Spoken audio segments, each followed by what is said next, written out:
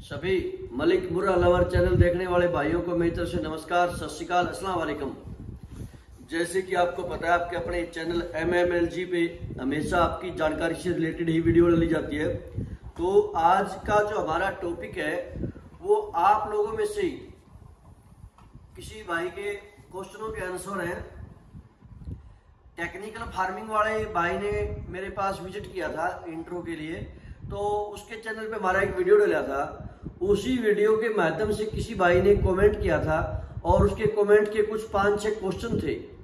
तो स्वाभाविक सी बात है, एक बंदे के वो क्वेश्चन है तो और भी नए लोगों के वो क्वेश्चन हो सकते हैं, क्योंकि जो ओल्ड जानकार होते हैं उन्हें तो पता होता है, लेकिन जो नया फार्मर होता है उसकी जिज्ञासाएं होती है, बहुत सारे क्वेश्चन होते हैं।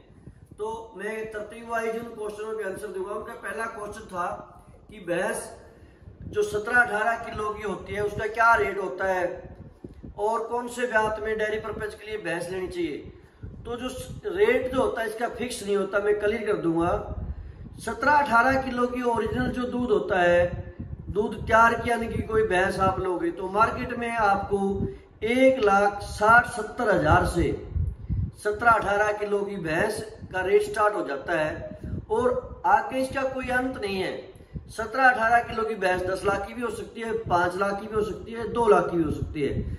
अभी आपने देखा होगा इस शिंगवा गांव के अंदर हरियाणा में ही नंबरदार की मैं एक दिन ऐसी वीडियो देख रहा था, तो उन्होंने 18 किलो की जोटी 4-4 लाख रुपए की सेल की है।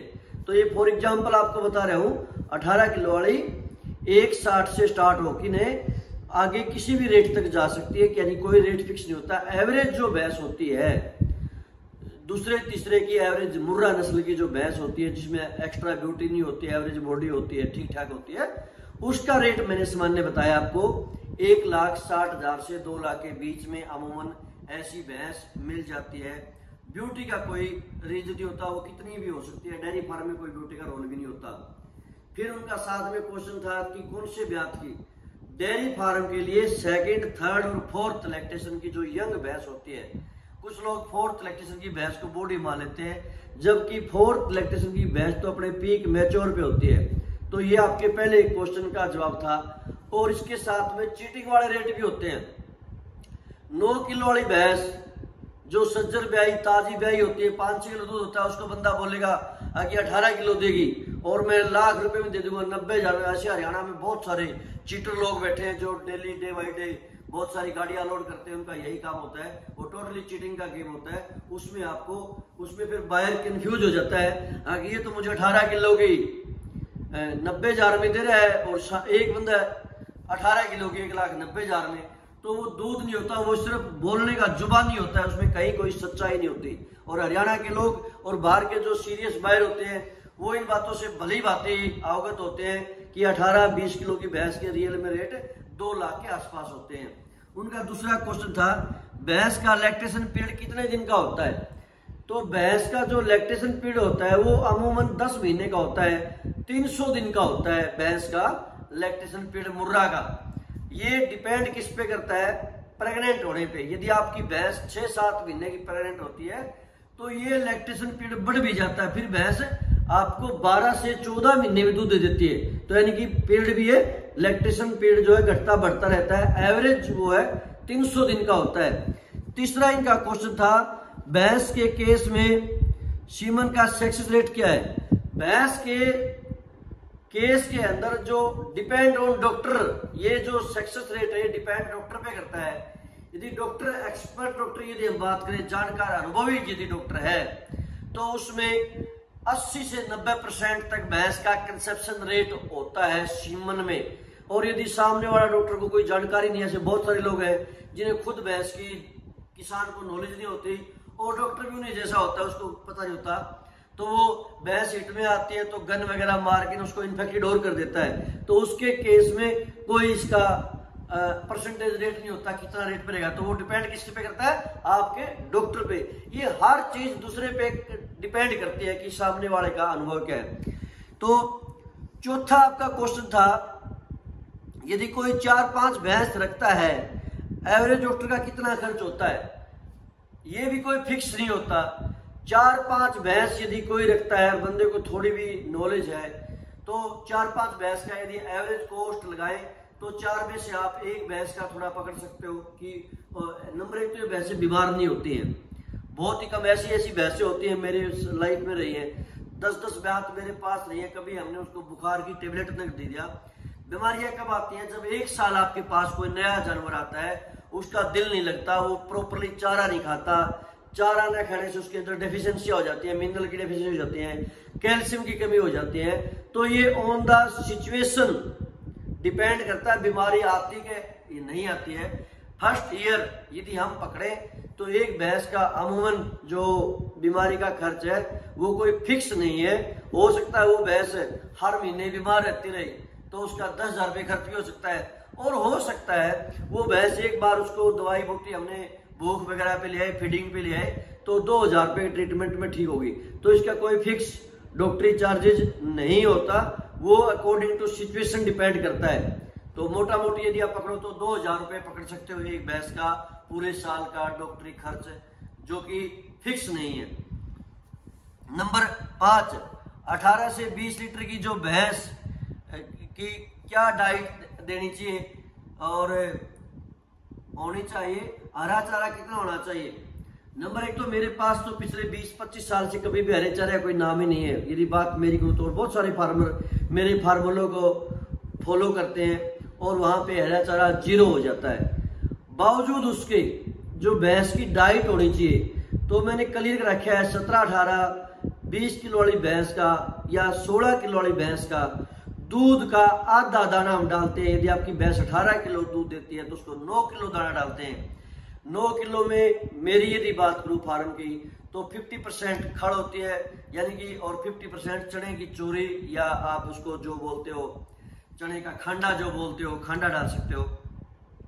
तो 50-50 के रेशियो में डालते हैं, पशु बड़े चाव के साथ खाते हैं। और यदि फार्मर पशु रखता है कम, 2-4 पशु रखता है, बहुत सारे भाई आते हैं मेरे पास जो बॉयल राशन भी डाल देते हैं, 2-4 पशु हैं तो आप फार्म जो है उसकी कॉस्ट को घटा सकते हो, क्योंकि आपके घर पे जो अनाज है, सीजनी अनाज, बाजरे के टाइम पे बाजरा है, गर्मी के टाइम पे गेहूं जो है, उसको आप ग्राइंड करके 2 टुकड़े बना के ना बॉयल फॉर्म में दोगे तो बॉयल राशन 6 kg कच्चा यानी कि 6 kg दाना बॉयल करके दोगे तो वो 8 किलो के बराबर काम करेगा। और भिगोगी यदि आप उसी दाने को दोगे तो आपको 18 किलो वाले को 9 किलो देना पड़ेगा, और नहीं तो 7 kg राशन उबाल के आप दोगे तो वो आपको 9 किलो के बराबर 7 किलो काम करेगा। क्यों?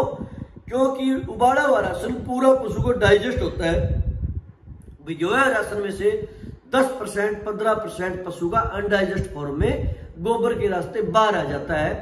तो ये अलग अलग हो गया इसका भी फीडिंग। यदि आप घर पे उबाल सकते हो तो जैसे 30% गेहूं ले लिया, 30% चने का चूरा ले लिया, खांडा जिसको बोलते हो, और उसमें 30% आप क्या कर लो, खड़ ले लो 30%। तो ये तीनों राशन बराबर बराबर मात्रा में आप पशु को दोगे, लेकिन देना कितना है? दूध का आधा। और ये मैंने क्लियर कर दिया, उबला हुआ राशन 1.5 से 2 किलो कम भी आप दोगे तो वो चलेगा, पशु के लिए परफेक्ट डाइट हो जाएगी। तो ये था आपके क्वेश्चन का जवाब।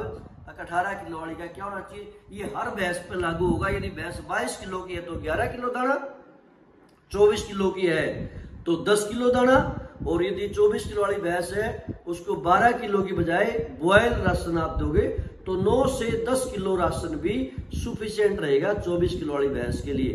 तो ये था। और बात रही हरे चारे की, हरे चारा यदि आपके पास अवेलेबल है तो एक भैंस को डेली 20 kg आप दे सकते हो, 10 kg सुबह 10 kg शाम को, ताकि पशु थोड़ा कंफर्ट महसूस करे और उसका डाइट जो हो चेंज हो जाए।